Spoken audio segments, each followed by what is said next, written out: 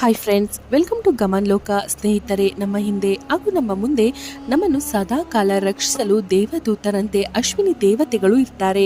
ಹಾಗೆ ಇದ್ದು ನಮ್ಮನ್ನು ಮುನ್ನಡೆಸ್ತಾರೆ ಎಂದು ಹಿರಿಯರು ಹೇಳೋದುಂಟು.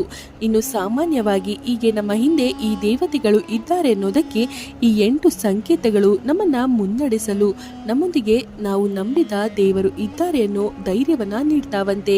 ಈ ಸಂಕೇತಗಳಿಂದ ನಾವು ಈ ದೇವದೂತರು ನಮ್ಮ ಹಿಂದೆ ಇದ್ದು ನಮ್ಮನ್ನ ಮುನ್ನಡೆಸ್ತಿದ್ದಾರೆಂದು ತಿಳಿಯಬಹುದಂತೆ. ಜೀವನದಲ್ಲಿ ಯಾವಾಗಲಾದರೂ ಯಾವುದಾದರೂ ಸಮಸ್ಯೆಗಳು ಬಂದಾಗ ಅಥವಾ ಸೋಲನುಭವಿಸಿದಾಗ ನಮ್ಮೊಂದಿಗೆ ಯಾರಾದರೂ ನಮ್ಮ ಆಪ್ತರು ಇರಬೇಕೆಂದು ಬಯಸೋದು ಸಹಜ. ಆಪತ್ಕಾಲದಲ್ಲಿ ಆತ್ಕೊಂಡವನೇ ಸ್ನೇಹಿತ ಎಂತಾರೆ. ಹೌದು ಸ್ನೇಹಿತರೆ, ನಮ್ಮೊಂದಿಗೆ ಕಷ್ಟ ಕಾಲದಲ್ಲಿ ಇರುವವರೇ ನಿಜವಾದ ಆಪ್ತರು. ಈ ಅಶ್ವಿನಿ ದೇವತೆಗಳು ದೇವದೂತರಂತೆ ನಮ್ಮನ್ನು ಸದಾ ಕಾಲ ರಕ್ಷಿಸುತ್ತಾ ಇರ್ತಾರಂತೆ. ಅದೃಷ್ಟ ದೇವತೆಯಂತೆ, ಇಲ್ಲವೇ ಕಷ್ಟಗಳು ಬಂದಾಗ ದುರಾದೃಷ್ಟದ ಸಂಕೇತಗಳನ್ನ ನೀಡ್ತಾರಂತೆ. ಮುಖ್ಯವಾಗಿ ಅದೃಷ್ಟ ಕೂಡಿ ಬಂದಾಗ ಅವುಗಳ ಸಂಕೇತ ಈ 8 ರೀತಿಯಲ್ಲಿ ಇರುತ್ತದೆಂದು ಹೇಳೋದುಂಟು.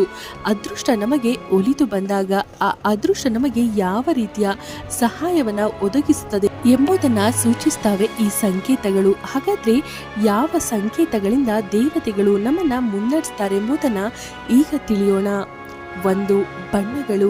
ನಾವು ನಮಗೆ ತಿಳಿಯದೆಯೇ ನಮ್ಮ ಕಣ್ಣ ಮುಂದೆ ಬಣ್ಣಗಳು ಅಂದರೆ ಕಾಮನಬಿಲ್ಲಿನ ಬಣ್ಣಗಳು ಹಾದು ಹೋದಾಗ ಅವು ಒಂದು ಶುಭ ಸೂಚನೆಯನ್ನ ನೀಡ್ತಾವಂತೆ. ನಿರ್ದಿಷ್ಟವಾದ ಸಮಯ ಅಥವಾ ನಿರ್ದಿಷ್ಟವಾದ ಕಾಲದಲ್ಲಿ ಇವುಗಳು ಕಾಣಸಿಗೋದಿಲ್ವಂತೆ. ಆದರೆ ಗೊತ್ತಿಲ್ಲದಂತೆ ನನ್ನ ಮುಂದೆ ಸುಳಿದು ಹೋದಾಗ ನಮಗೆ ಶುಭ ಶಕುನ ಏರ್ಪಡುತ್ತದೆ, ಶುಭ ಸಂಕೇತ ಅದರಿಂದ ದೊರೆಯುತ್ತಂತೆ. ಇದರಿಂದ ಆ ಸಂದರ್ಭದಲ್ಲಿ ನೀವು ಯಾವುದೇ ಕೆಲಸ ಕಾರ್ಯ ಮಾಡಿದ್ರೂ ಕೂಡ ಮುನ್ನಡೆಯಲು, ಯಶಸ್ವಿಯಾಗಲು ಸಹಾಯವಾಗುತ್ತಂತೆ. 2. ಮೇಲಿಂದ ಅತಿ ಹಗುರವಾದ ಹತ್ತಿ ಅಥವಾ ಗುಬ್ಬಿಯ ರೆಕ್ಕೆಗಳು.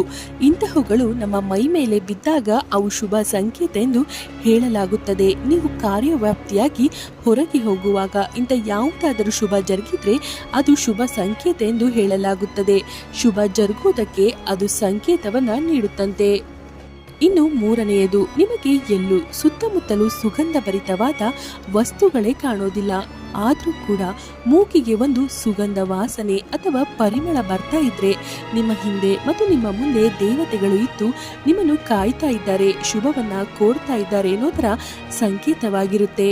ಇನ್ನು 4ನೇಯದು, ನಿಮ್ಮ ಸುತ್ತಮುತ್ತಲೂ ಯಾರೂ ಇರೋದಿಲ್ಲ, ಆದರೂ ಕೂಡ ನೀವೊಬ್ಬರೇ ಇರ್ತೀರಾ. ನಿಮ್ಮ ಕಿವಿಗಳಿಗೆ ಮಾತ್ರ ಪಿಸು ಮಾತುಗಳು ಕೇಳಿಸ್ತಾ ಇರುತ್ತೆ. ಇದರ ಅರ್ಥ ನಿಮ್ಮ ಹಿಂದೆ ದೇವತೆಗಳು ಇದ್ದು ನಿಮ್ಮನ್ನ ಮುನ್ನಡೆಸ್ತಿದ್ದಾರೆ ಎಂದು ಅರ್ಥವಂತೆ. ಇದರಿಂದ ನೀವು ಸುಮ್ಮನೆ ಕೂರದೆ ಮುನ್ನಡೆಬೇಕು, ಕೈ ಹಿಡಿದ ಕಾರ್ಯವನ್ನ ಯಶಸ್ವಿಯಾಗಿ ಮಾಡಿಕೊಳ್ಬೇಕು ಅನ್ನೋದಕ್ಕೆ ಪ್ರೋತ್ಸಾಹ ನೀಡಿದಂತೆ ಪಿಸು ಮಾತುಗಳು ಕೇಳಿ ಬರುತ್ತಂತೆ.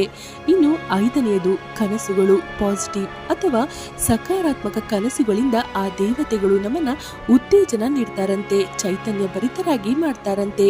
ಮಾನಸಿಕವಾಗಿ ಶಾರೀರಿಕ ಚೈತನ್ಯವನ್ನ ತುಂಬಿ ಮುನ್ನಡೆಸುವಲ್ಲಿ ಈ ದೇವತೆಗಳು ಕನಸುಗಳ ರೂಪದಲ್ಲಿ ನಮ್ಮನ್ನ ಕಾಯ್ತಾ ಇರ್ತಾರಂತೆ. ಇಂತಹ ಒಳ್ಳೆ ಕನಸುಗಳಿಂದ ನಾವು ಉತ್ತೇಜನ ಪಡ್ಕೊಂಡು ಜೀವನದಲ್ಲಿ ಏನಾದರೂ ಸಾಧಿಸಲು ಸಾಧ್ಯವಾಗುತ್ತಂತೆ.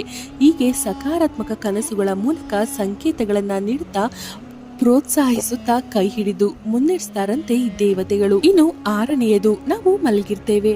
ಆದ್ರೆ ಮಲಗಿದ್ದಾಗ ನಾವು ಯಾವುದೋ ಒಂದು ವಾಹನದ ಮೇಲೆ ಕುಳಿತು ಹೋದಂತೆ ಭಾಸವಾಗೋದು, ಇಲ್ಲವೇ ಮನೆಗೆ ಎಲ್ಲೋ ತೇಲಿ ಹೋದಂತೆ ಅನ್ಸೋದು, ಇದು ಕೂಡ ಶುಭ ಸಂಕೇತ ಎಂದು ಹೇಳಲಾಗುತ್ತದೆ. ಹೌದು, ನೀವು ಯಾವುದೋ ಒಂದು ಉನ್ನತ ಮಟ್ಟಕ್ಕೆ ಸೇರಿಕೊಳ್ಳುವುದರ ಶುಭ ಸಂಕೇತ ಆ ಸಂದರ್ಭವನ್ನ ಸೂಚಿಸುತ್ತಂತೆ.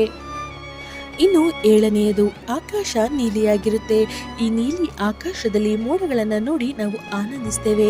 ಆದರೆ ಈ ಮೋಡಗಳಲ್ಲಿ ಒಮ್ಮೊಮ್ಮೆ ನಮಗೆ ತಿಳಿಯದೆಯೋ ಹಾಗೆ ನಾವು ನೋಡುವಾಗ ಅಕ್ಕಿಯ ಆಕಾರದಲ್ಲಿ ಅಥವಾ ನಮಗೆ ಇಷ್ಟವಾದ ವಸ್ತುವಿನ ಆಕಾರದಲ್ಲಿ, ಇಲ್ಲವೇ ಆನೆ, ಕುದುರೆ ಇತ್ಯಾದಿ ಜಂತುಗಳ ರೂಪದಲ್ಲಿ ಕಂಡುಬರೋದು ಕೂಡ ಶುಭ ಸಂಕೇತ ಎಂದು ಹೇಳ್ತಾರೆ. ನಾವು ಯಾವ ಸಂಕಲ್ಪ ಮಾಡಿಕೊಂಡು ಕೆಲಸಗಳನ್ನ ಆರಂಭಿಸಿರ್ತೇವೋ ಆ ಸಂಕಲ್ಪಿತ ಕೆಲಸಗಳು ಯಶಸ್ವಿ ಯಶಸ್ವಿಯಾಗಿ ಮಾಡುವಲ್ಲಿ ನಮ್ಮನ್ನ ದೇವತೆಗಳು ಮುನ್ನಡೆಸುವಲ್ಲಿ ನಮ್ಮೊಂದಿಗೆ ಇದ್ದಾರೆ ಎನ್ನುವುದರ ಸಂಕೇತವಾಗಿದೆ. ಇನ್ನು ಕೊನೆಯದಾಗಿ 8ನೆಯದು ನಮ್ಮ ಶರೀರದಲ್ಲಿ ಬರುವ ಉಷ್ಣತೆಯ ಏರುಪೇರುಗಳು. ಇಂಥ ಉಷ್ಣತೆಯ ಏರುಪೇರುಗಳು ಮುಖ್ಯವಾಗಿ ನಮಗೆ ಹೆಚ್ಚು ಚಳಿಯಾಗೋದು ಇಲ್ಲವೇ ಹೆಚ್ಚು ಮೈಯಲ್ಲಿ ಬಿಸಿಯಾದಂತೆ ಅನಿಸೋದು ಕೂಡ ಸಾಧಾರಣವಾಗಿ ನಮ್ಮಲ್ಲಿ ಈ ದೇವತೆಗಳು ಇದ್ದಾರೆ ಅನ್ನೋ ಸಂಕೇತವನ್ನು ಇಂಥ ಸಂದರ್ಭದಲ್ಲಿ ಯಾರೊಂದಿಗೂ ವೈಮನಸ್ಸು ಹೊಂದದಂತೆ ಪರಿಸ್ಥಿತಿಯನ್ನ ಧೈರ್ಯವಾಗಿ ಮತ್ತು ಅಷ್ಟೇ ಚಾಕಚಕ್ಯವಾಗಿ ನಿರ್ವಹಿಸಬೇಕು ಎನ್ನುವುದರ ಸಂಕೇತವಂತೆ ಅದು. ಇನ್ನು ಹೀಗೆ ನೀವು ಇದನ್ನ ನಿರ್ವಹಿಸಬಲ್ಲಿರಿ. ನಾವು ನಿಮ್ಮೊಂದಿಗೆ ಇದ್ದೇವೆ, ಧೈರ್ಯವನ್ನ ಕೆಡಬೇಡಿ. ಅದೃಷ್ಟವನ್ನ ನೀಡಲು ನಾವು ನಿಮ್ಮೊಂದಿಗೆ ಸದಾ ಇದ್ದು ವಿಜಯದ ಅವಕಾಶಗಳನ್ನ ನಿಮ್ಮ ಜೋಳಿಗೆಗೆ ಹಾಕ್ತೇವೆ ಅನ್ನೋದರ ಸಂಕೇತವಂತೆ. ಹೀಗೆ ಈ 8 ಸಂಕೇತಗಳಿಂದ ನಮ್ಮೊಂದಿಗೆ ನಾವು ನಂಬುವ ದೇವರು ಇದ್ದು ನಮ್ಮನ್ನ ಮುನ್ನಡೆಸ್ತಾರೆ, ನಮ್ಮನ್ನ ಸದಾ ರಕ್ಷಿಸ್ತಾರೆ ಎನ್ನುವುದನ್ನ ತಿಳಿಯಬಹುದೆಂದು ಹೇಳೋದುಂಟು. ಫ್ರೆಂಡ್ಸ್, ಈ ಮಾಹಿತಿ ಇಷ್ಟವಾಗಿದ್ದಲ್ಲಿ ದಯಮಾಡಿ ಲೈಕ್ ಮಾಡಿ, ಶೇರ್ ಮಾಡಿ. ಹಾಗೆ ಫ್ರೆಂಡ್ಸ್, ನಮ್ಮ ಚಾನಲನ್ನು ಸಬ್ಸ್ಕ್ರೈಬ್ ಮಾಡಿ.